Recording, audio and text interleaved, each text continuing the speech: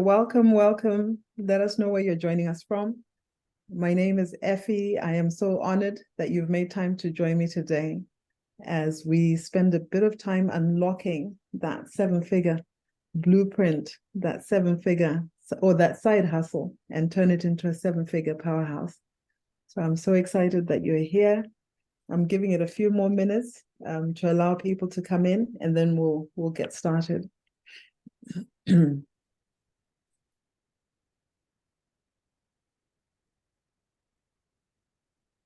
let us know where you're joining us from.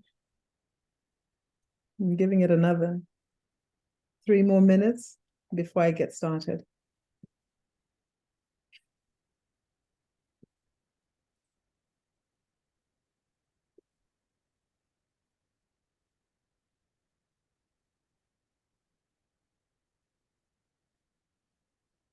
Okay. Welcome, welcome, welcome, welcome. Just to not have any dead silence, I'm welcoming you all as you join from all over the world. I'm excited that you've made time to be with me today. Welcome. I look forward to spending time with you as we unlock the blueprint. Hi, Irene. I see you there. Welcome.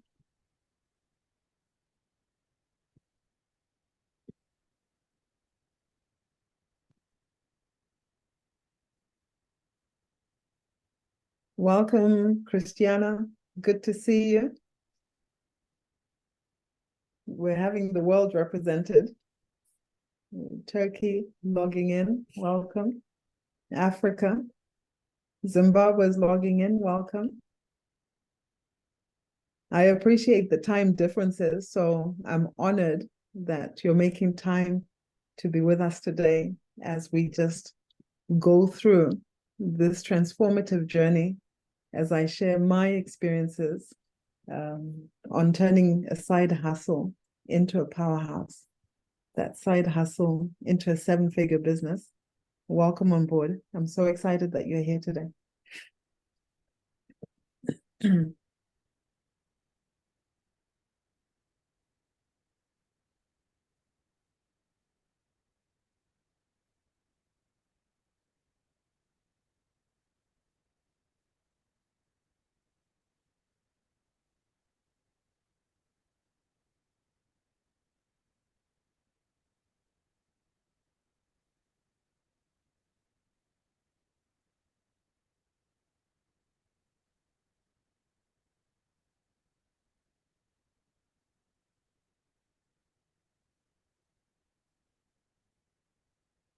Welcome, welcome, Sarah. Good to see you. I'm not sure where in the world you are. That's a joke. Welcome. I'm excited about spending time with you as we unlock this blueprint that I've created on how to transform that side hustle into a seven-figure business. So I'm so excited that you're all investing your time. Welcome. I hope I'm saying this right. Michelle, welcome. I'm seeing some old faces, new friends, old faces. Welcome.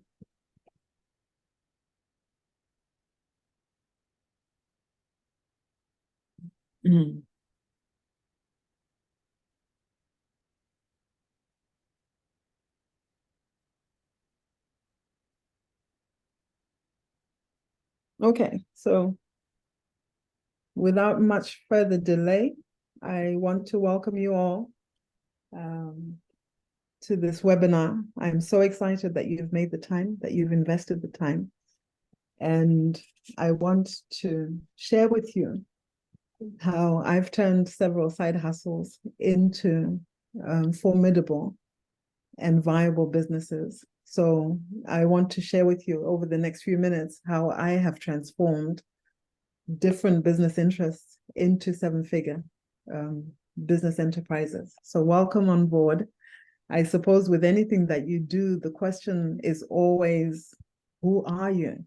So my name's Effie, and I have the great honor and privilege to be with you. And why am I even qualified to be here today? So my mission, my ambition is to support 1,000 businesses by 2025. And when I say support 1,000 businesses, that comes in so many different formats, in assisting them to realize the mission and vision that they have through various formats, either in coaching and developing, resourcing and equipping, or whatever format it is that I can assist 1,000 businesses by 2025. So that's a task. So my title for today is Unlocking. And unlocking means I'm removing from restraint. It's freeing something up. So hopefully you'll feel unlocked. You'll be freed from any restraint or any limitations that you may have applied on yourself, or any restrictions that you might have around the whole aspect of the 7-figure journey that I'm going to share. So you could be in business today where you are still making $100, you're making $1,000, making $10,000s, making 100,000. Wherever your journey begins is the place you start from. And whatever your ambition or desire is, mine is for the 7-figure plus, yours might be different. Whatever that ambition is, I want to share my journey and my experience and the blueprint and operating model that I've utilized for that journey and that transformation for myself. So what is a side hustle? First of all, a side hustle can be defined in so many ways. Again, my side hustle has come in different formats, in different presentations, but the one thing that it has all had in common is the passion that I have, and the passion that I have to make a difference in what I do. I want to just take you through my journey. Where did I start from? So I started from Mbare, from Harare, from Zimbabwe. And it was a time where we had just come out of a civil war. And I remember looking at my parents and my grandparents. They are the pioneers who established me in my understanding of being an entrepreneur. So the desire came from a very young age. And it was something that was seeded by my parents. So I started my journey having left Zimbabwe to the UK, where I did have a 9-to-5 journey. I did have employment, and I continue to have interests in different employment. So the 9-to-5 journey starts and creates the seed that you have in you. It doesn't take away the desire to want more. So why do I say that? I say that to say, wherever you are represents where you go. So even as an employee, I applied myself 200%, committed, always challenging myself, channeling myself, continually improving.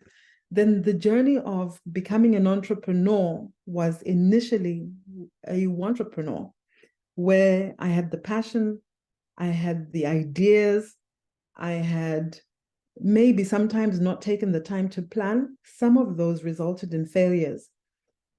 But where I am today as an entrepreneur, it has come out of that journey that started with diligence in research, diligence in assessing the opportunities being presented to me, and the ability to provide a solution. So as an entrepreneur, the journey begins with identifying what the opportunity is and whatever that desire you have.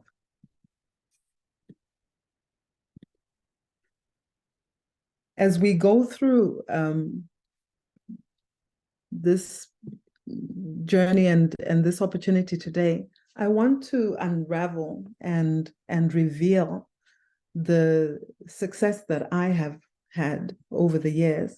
And that's quantified in what I call the 4 F's, Effie's 4 F's.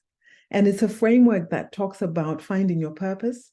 It's a framework that talks about following through on that process, funding the vision, and then finishing strong. So it's the outline and the framework that I'm going to be using today as I articulate the vision and the mission ahead of me.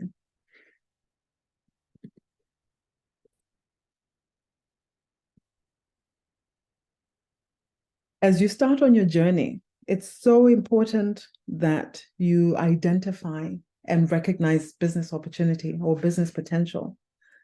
It's so important that you have understood what the purpose is. So when I talk about the purpose, if I can go back on the 4Fs, finding purpose, first of all, is defining the niche, the passion, the opportunity that's being presented. It's the life journey that speaks into where you want to go.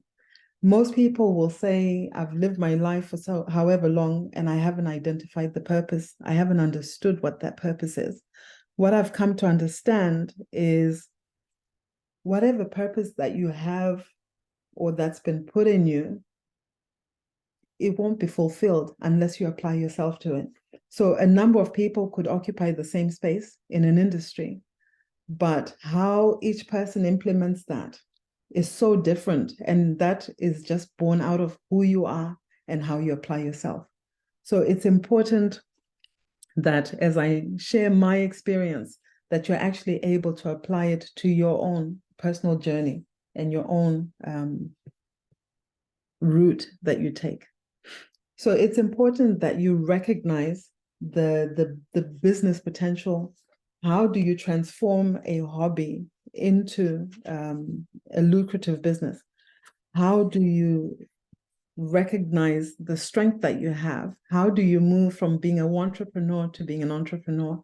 It's a term that I use and I laugh because there's a quiz that we did recently and a number of people were so into it, and we recognize that the entrepreneur is the one who will sit there and daydream, but they will not dare to do. It's the one who will critique and will not dare to move forward. It's the one who listens to the naysayers, who listens to that voice within and will not move forward. So it's important that you recognize where you are at any given time and you move forward in that. What are the tools that you need in recognizing your business potential? We have one thing that's given to us fairly, and that is time. We each have 24 hours in a day. And I appreciate that how we utilize that time will also speak into how we maximize. I'm known to contact family and friends and say, hey, I'm not available for the next few months, for the next few weeks, because I have to attend to the success of whatever it is I've focused on.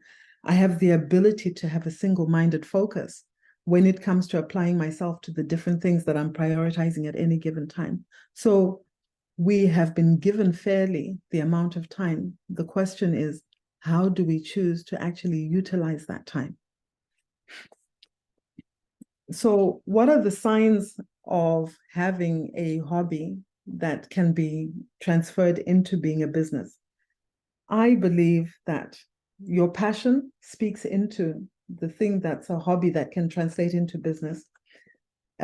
Expertise, where you stand out. So naturally, people will come to you either for accounting, or people will come to you for marketing, or people will come to you for your style and your ability to do certain things. What is it that you're able to do with ease that a lot of people will gravitate towards you?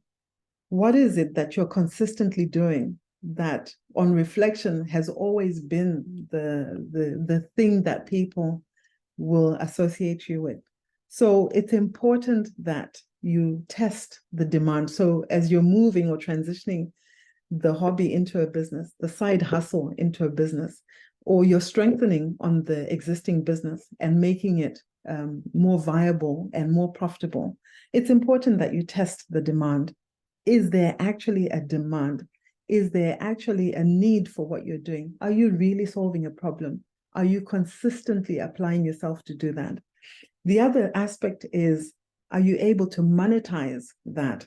A lot of people will create a hobby, which they do very well, but they're not able to move beyond the perfecting of the thing that they want to do. So they're not able to monetize that. They're not able to move into the scalability of that. And then there are also different aspects of business that might be seasonal. So it's important to weigh and assess what is it that you're solving? What problems are you solving? How long will you solve them for and why? Who's your target audience? And then no man is an island. So as you recognize your business potential, it's also critical to make time to figure out at which point, either in the interim or as you grow and scale up, who are the people that you need to work with? Or what are the functions that need to be represented within that? And as you identify those functions, what are the requirements or the expertise? Who are the people that you need to bring? What are the relationships that you need to build as you do that? So side hustles that are winning are the ones that are born out of passion, that recognize the demand, that are then structured into something that is formidable. So it's important that you recognize your business potential. So the section about crafting your vision is in the 4 Fs, that's the find. And this is a space that I love so much, and I could spend days talking about this. So what I say about crafting your vision is I believe that each one of us is called and we have a purpose. And that purpose has already been defined. I love Romans 8:28, where it says that when I do things for his purpose, if I've identified what it is that I'm doing and I'm doing it for the glory of others, not for myself, all things will come together and they will work for good. So don't allow the worldview or the opinions of others to stop you from implementing that vision and that purpose that you have crafted for yourself. So once you've identified what it is, it's important that you understand that the opinions of others will always exist at any given time. So in spite of that, continue to craft and find and implement and have that mountaintop experience. I call it a mountaintop experience in the sense that when you're standing at the top of a mountain and you're looking ahead, you can see in the distance, you can tangibly feel, you can tangibly know what it is that you're working towards. Equally, when you turn back and you look at where you've come from, you can also see the things that may have got in the way, the things that may have hindered your ability to do what you want to do, that you can reflect on and actually propel you to improve and continue. So a mountaintop experience for me looks like me saying, by 2025, I want to impact 1,000 businesses. And as I say that, I'm also very mindful that there are so many hours in the day. How am I actually logically able to do that? What are the systems? What are the things that I need to put in place? What are the programs? Who are the people that I need to work with in achieving that milestone? And then equally, I can also look back and say, in the past, based on the experience that I've had, what are some of the limitations that I've suffered or that I've gone through that will speak into my ability or the prospect of achieving that? What are the tools? What is the technology that I need to use within the course of the day for me to be able to achieve that? So in crafting your vision and in fulfilling that, it's important that you already believe in your heart what it is you want to do and be able to translate it in your daily functions, in your daily activities. I always say that unless you believe something in your heart and you can tangibly see it, it's going to be very difficult for you to know, first, when you've arrived at that destination, and secondly, to know if it is what you really wanted it to be. So it's important that you are able to see it before you see it. I hope that makes sense to someone. So I give some of my examples of when I say see it before you see it. the healthcare business in the UK. The desire was to have 10 excellent nurses. And those 10 excellent nurses would go into people's homes and we would make a difference. We would bring joy to the people that we're looking after because they have devastating health conditions. And some people are so alone. The one thing they look forward to is having a nurse come into their home who can make a difference for them. So for me, before the business even started, I could see the nurses going into the patients' homes. I could just imagine what that experience would be and the difference that they would make. So I could tangibly imagine that. Another business that I had was a home for individuals with learning disabilities. So as I walked through the property, even before the residents came in, I would walk into each room. In my mind's eye, I could tangibly imagine the encounter that this resident would have with the staff that are supporting them. So in my mind's eye, I already had an expectation of what that would look like and what joy it would bring to the person who's living there, safe and well. Another business interest that I have in the skincare, this was such an ambitious goal, and it's still in the making. But in my mind's eye, I imagine that the shea butter that we are selling is in products that are in every household across the whole world. So that's an ambitious goal, but you have to be able to see. In the cleaning business, for example, I have a vision of walking into a home that's nice and clean, but I can actually smell. I can hear what the family are saying about, oh, what a wonderful experience. Our home is clean. We look forward to these guys coming back again. In real estate, how can you see what you imagine? I imagined in owning an entire street. So as I walked in the street, I would imagine what it would feel like to be able to buy these properties and the difference it would make to the people who would either rent or who would buy in the future, having remodeled that property. So it's important that you're able to craft your vision and that you're able to see yourself living it, experiencing it, and celebrating it. That's not to say that there are no valleys, that there are no challenges.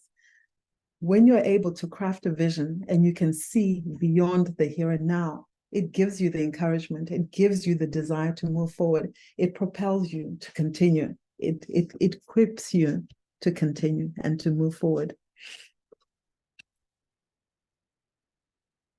So this aspect is now the F, one of the 4 Fs, and this is the follow: collaborative growth and shared experience. So once you have understood what it is that you plan to do, and you've created and solidified that vision, it's important that you create a process or a system that you're able to implement, that you're able to follow, that you're able to do on a daily basis. There's a misunderstanding that a lot of people have around business where we repel on competition, where we are so frightened and we go into a place of fearfulness about competition. I think this is a misunderstanding because when you have people in a similar industry, there's a strength that can come from that. There's a strength of alignment. There's a strength of sharing best practice. And then there's a strength of creating a lobbying group. So if you are in a space or in a sector where, as a united unit, you can have a louder voice into the area that you're trying to impact, there's actually value in building links and connections and relationships with those who are competing for the same line of business. So it's not to say, I give the example of being on the street. As you're driving down the road, you will pass so many fast food places. You'll go to McDonald's, you go to Chick-fil-A, you go to Kentucky Fried Chicken. So there are a number of businesses who are providing similar products. but it's a healthy environment because they've understood that the customer base are people who are motivated in different ways. They might have an appetite for one thing today and they want something else another day. What you have a responsibility for is to make sure that you're perfecting your space. So don't be afraid of competition. Celebrate it. Find the strength of alignment. Find the strength of sharing best practice and allow that to speak into how you contribute and make a difference within that space and that sector. The healthcare space, the food industry, all of these are big industries. If you identify where you come in and how you contribute into that space, you'll bring value and you're not intimidated by that. So successful collaborations are also important where with your competitors, you can have successful collaborations where you recognize there's sometimes where tenders are so big that only one organization is not able to do that. So if you can mutually find ways of coming together, you can actually collaborate and make that work. It's important to create a blueprint that you must consistently and diligently and on a daily basis apply yourself. I make reference to the author Jeff Olson in his book Slight Edge, where he talks about over a period of time, when we talk about seven-figure business, when we talk about seven-figure success, I'm not ignoring the fact that it doesn't happen overnight. Anyone who tries to sell you success overnight, run in the opposite direction as quickly and as far as you can.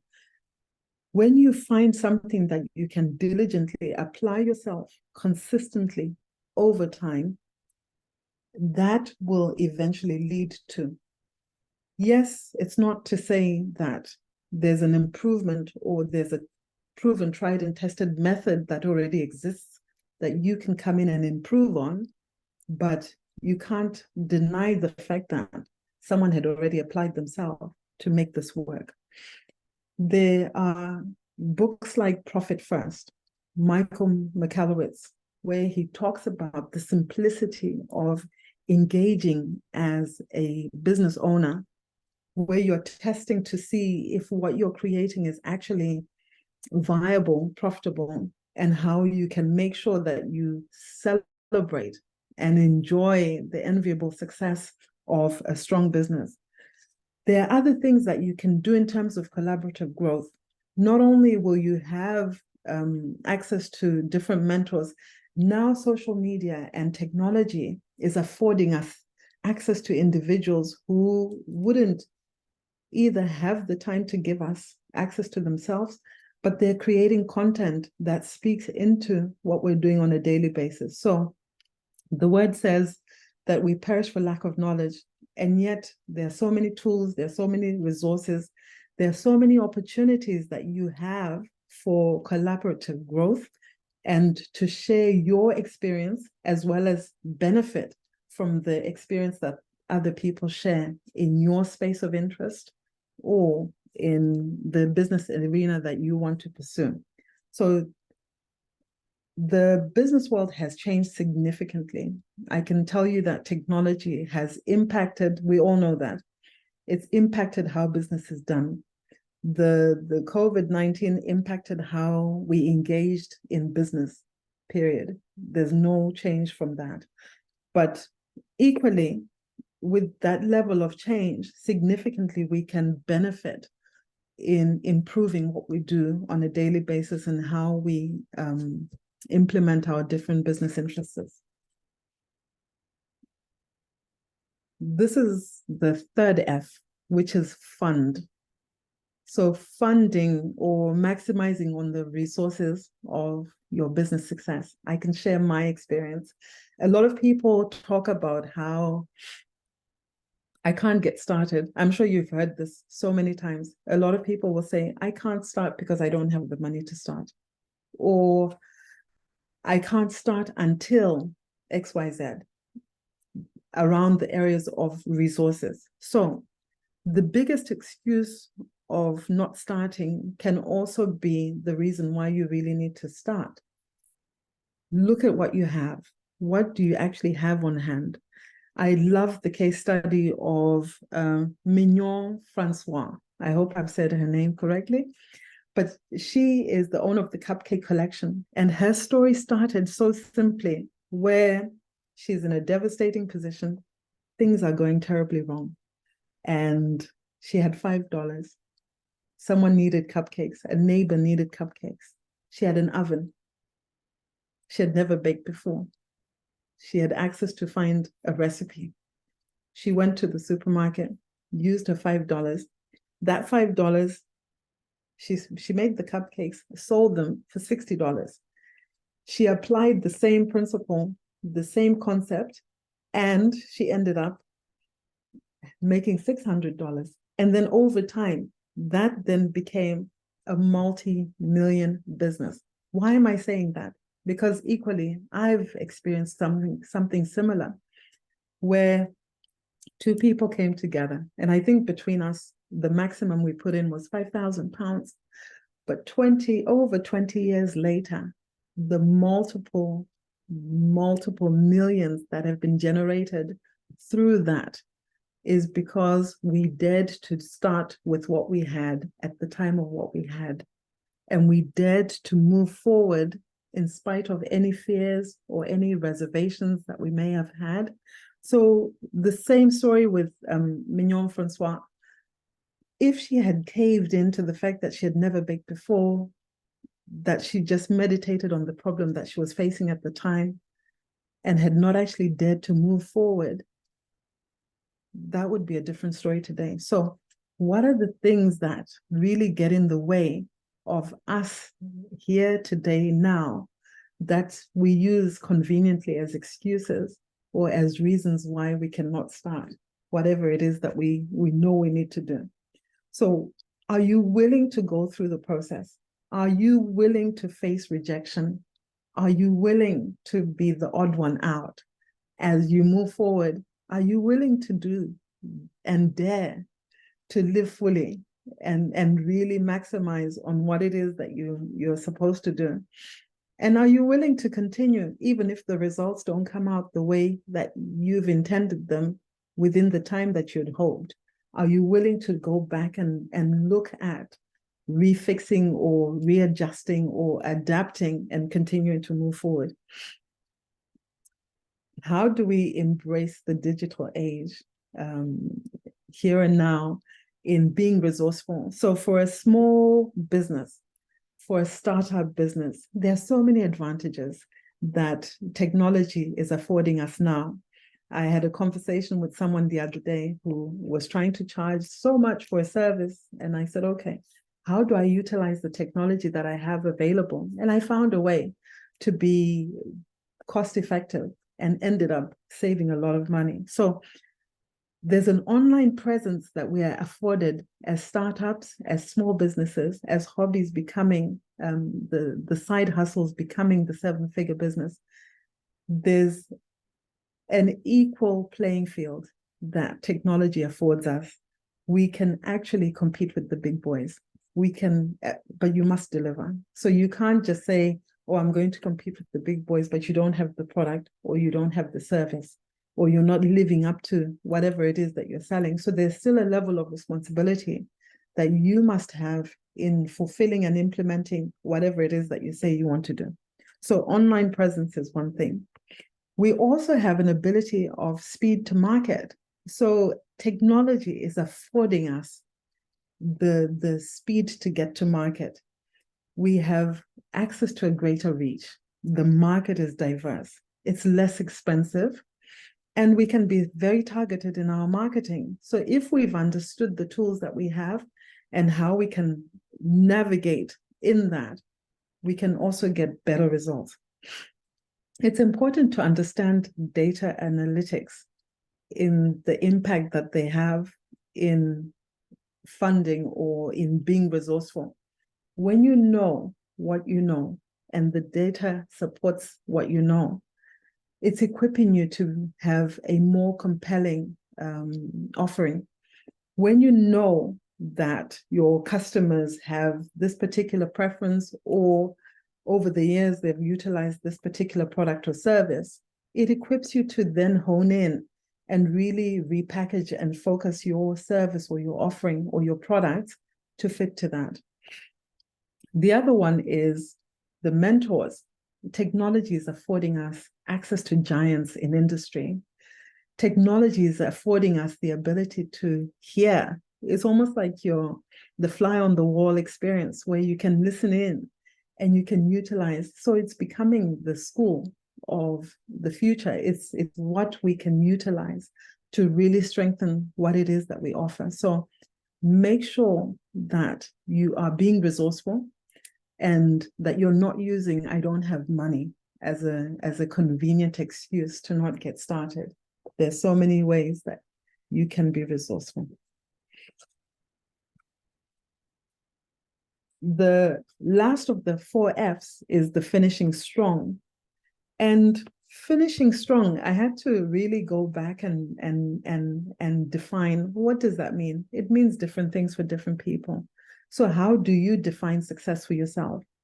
And having understood the purpose and the vision and you're moving forward in it, how do you define where you want to finish? There were times when in the past I'd be like, oh, I'm going to pass it on to my children, and this is how it's going to be. But your children may not have an interest in what you're doing. And again, if I'm choosing to impact 1,000 businesses by 2025, how do you finish strong with all of those? So finishing strong for me is defined by creating businesses that have resilience, that can weather the day-to-day, businesses that can weather the storms of the different challenges, either that you've created internally within or even external forces. The other thing is longevity. It's businesses that have a long lifespan. Either you continue in it and continue to enjoy it and continue to improve and grow, or someone else can buy from you and continue to enjoy and build up from wherever you left off. We are in business to be viable financially. So finishing strong is being profitable. So it's building businesses that year on year, month by month, day by day, week by week, can demonstrate that there's a demand, that your cost is far less than what you're bringing in, and that you're profitable. But the most important one for me is legacy. So finishing strong is creating legacy, and it's making a lasting impact. And that's where I believe that, for me personally, that's the definition of finishing strong. It's creating businesses that can have a lasting impact, that have made a difference in the lives of others, and that continue to do so in the future. Of course, you navigate and make changes and adapt as you go along. So what are some of the measures to success in business? There are so many metrics and so many measures that you could say, this is how I want to measure my performance and my success. But the most important one is customer satisfaction. Are your customers satisfied with what you're doing? Will they come back? One satisfied customer might tell 3 or 4 people, but a dissatisfied customer will stand on a mountain and publish that with others. That's not to remove the fact that I'm not a solution for everyone, but whatever it is that you're doing, are your customers satisfied? The other measure of success is market share. Are you growing in your impact? Are you taking on more customers? Are you able to innovate and develop and grow and do more and better and improve and make a difference? As a business that employs a team or work with others, is there satisfaction from your team? I always say to the teams that I work with, the day that you arrive at the door and you're no longer looking forward to coming in, or you're no longer incentivized or motivated to continue, that's the day you need to hand your notice in or call it quits and do something else, because one ineffective person can bring down the joy and fulfillment of so many others. So it's important that you have employee satisfaction. And then another measure of success for me personally is social responsibility. I believe there's a level of corporate and social responsibility that I require to say I'm enjoying or I'm being fulfilled in the business that I'm doing. And then the other one is brand reputation. What are people saying about you? As business owners, sometimes we're so caught up on how good we are and what a great job we're doing and how we're wowing the world. But do we really listen? Are we really willing to hear what it is that people say? And when they speak, what action do we take? Do we make those changes? Do we come back with the right responses? And then viability, business viability. Is it still viable while you're implementing whatever you're doing, while you're living out the passion that you have? So adaptability and flexibility is critical to any success. It's important that we are so aware and so alert to economic shifts. You can't be in business and be so closed out and so zoned in to whatever it is that you want to do. Don't lose sight of the shifts and the changes that are going on outside of what you are doing on a daily basis. So it's important that you stay connected with what's going on in the environment and within the economy. So this is the end of my presentation. Let me see if we have any comments and questions. I have an exclusive offer that I want to offer you guys today. Thank you so much for coming in and participating in this presentation. We have an exclusive offer. If you go on to effiemedia.com and /hustle, we have a promo code hustle, and you can access the turning your side hustle into a 7-figure business. And then we also have the spiritual growth metrics, which is the journal. I'm so into it at the moment. I love it.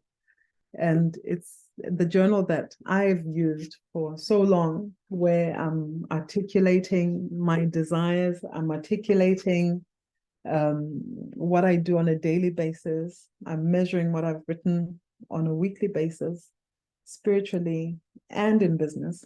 And that's how I get to stay on track and hold myself accountable. So all of those tools are available. And you can go either on Amazon, there's the hardcover and paperback, but also on our website, it's effiemedia.com /metrics to get a copy of that. So now I'm opening up for Q&A. I hope this has been a good presentation. I'm now open for questions.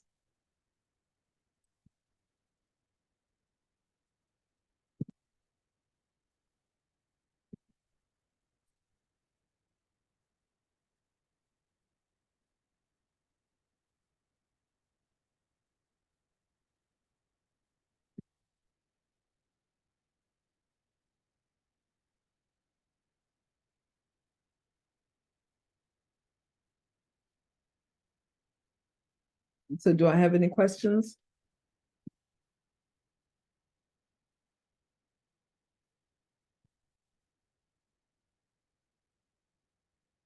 No, do you have any questions? Are there any questions that have come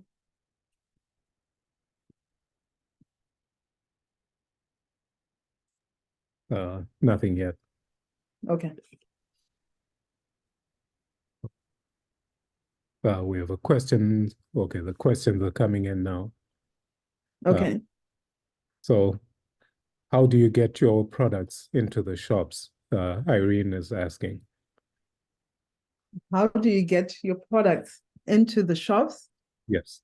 So, because I know, Irene, your type of products, I think because you're doing natural, healthy products, that are speaking into a specific market where it's health and wellness, you have to align yourself with people who will appreciate the value that you're bringing. So because you're using natural ingredients, you're using things that are really essential for people's health and well-being, I would align myself with businesses that are the same way inclined, that put ingredients, natural ingredients at the forefront of what they do. Supermarkets who have sections that are looking at natural ingredients.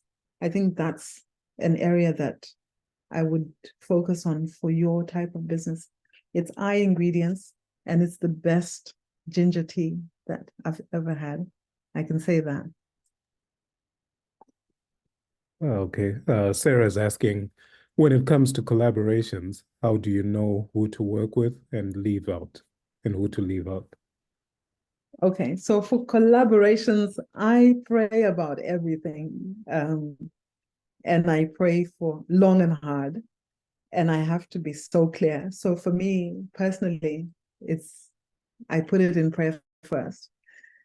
I also believe that there are certain qualities and characteristics that you're looking for. So depending on where or what stage of the business you're at and why there's a need to collaborate, there's different types of collaborations. It might just be a project that we need to do together. It's so important to articulate why there's a need to collaborate and to define the roles and responsibilities and what each party is expected to do. And then it's also important to quantify the length of time. Is this a one-off? Is it going to be repeated? And if it's going to be repeated, do we need to review it? And if we're reviewing it, what are the key milestones that we're using? What are the key performance measures that we're using to say we're all still delivering? And then what's important as well with collaboration is who has the final say. So sometimes you have two people coming in their strength, each equally feeling entitled to being in charge. So there has to be clarity on, in the event that you don't agree, or you have maybe a disconnect at some point, what's the process of dealing with that? What's your mediation process?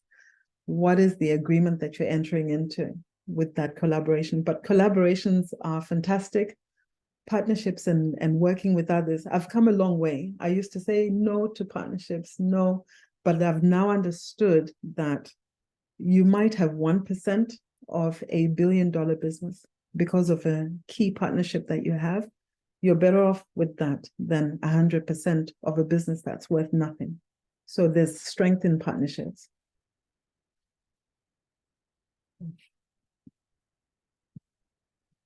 So we have another question from Sarah. The business market is changing and becoming super fast-paced with the advent of AI. What techniques are you implementing to keeping abreast? So the example that I touched on earlier was someone trying to blindside me. I think that's the right expression. In saying they were bringing a particular service or offering, and then I went in and using AI technology, I was able to uncover some of the key components of what they were claiming to be an expert in, and I understood that actually I can navigate and use that. So to answer your question, we can't ignore the AI technology. It's making us more informed, better informed. It's allowing us to be more efficient. So we're utilizing our time better. And when you're more efficient, it makes you more profitable. So we can't ignore that there is a fast-paced technology, or the industries we're in are becoming more and more fast-paced. There are more people participating and working within them. If we can utilize technology to generate some efficiencies, create some savings, and be true to whatever it is that we're producing, then I think we stand to benefit. So I hope that's answered the question, that yes, technology is critical I love it for small businesses because you're staying informed on the things that are critical to what you need to do, so that it allows you to do what you need to do in shorter time or to a higher and better standard. And it keeps you informed. So I hope that answers that. What advice would I give to someone who's making the decision to move to a new country and begin their journey? Oh, I've done that on several occasions. So when I was much younger, I left Zimbabwe to go to the UK for different reasons, much younger, looking for adventure and starting afresh. And then much later in life, again, picked up and left and moved to another place. So what advice do I give? The question is, why do you need to do it?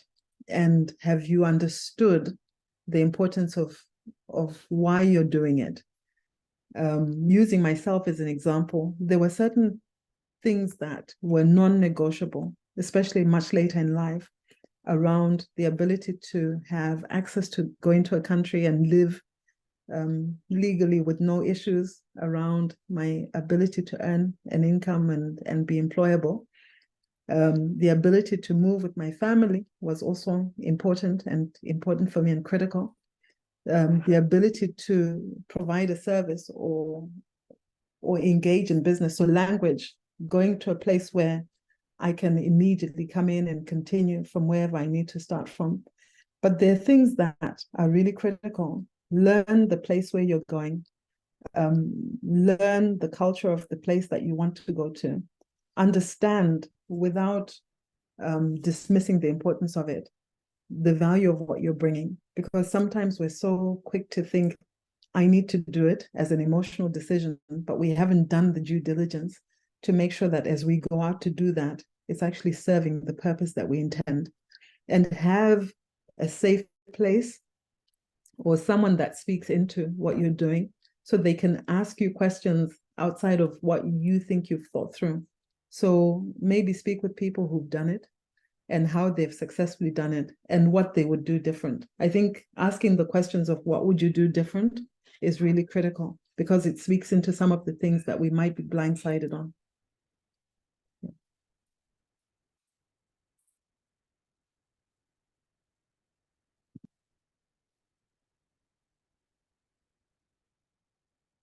So I'm mindful of the time. I am honored to have been given this opportunity for our first webinar, and I hope it's made a difference and it speaks into where you are. So just as a closing, whatever it is you're doing, wherever you are, at any stage in your life and in your business journey, remember that you're called for a purpose. And the mandate that I always speak into is captured so articulately in Genesis 1:26, chapter 1. So Genesis chapter 1, verses 26 through 28, where it says we're formed in the image and in the likeness of God. And we've been given a mandate to be fruitful, to multiply, to increase, to replenish, to have dominion, and to subdue. So those are the things that say, no matter what it is, we can be productive. In whatever way we show up, we have that mandate to go out and make a difference. So thank you for joining me today. I am so honored, and I wish you success in everything that you're doing. Thank you so much.